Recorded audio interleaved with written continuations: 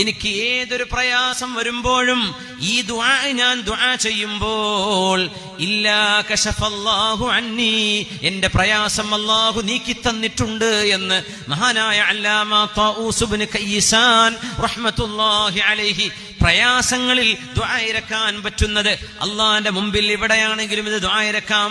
ഹറമിലാണിത് നടന്നത്, പക്ഷേ നമ്മുടെ വീടിലെ മുസല്ലയിൽ കിടന്ന് പറയാം, റബ്ബേ നിന്റെ മുറ്റത്താണ് ഞാൻ, നിന്റെ മുമ്പിൽ വന്ന ഫഖീറാണ് ഞാൻ, മിസ്കീനാണ് ഞാൻ എന്നർത്ഥം വരുന്ന ഉബൈദുക ബിഫിനാഇക, مسكينك بفنائك، سائلك بفنائك، فقيرك بفنائك.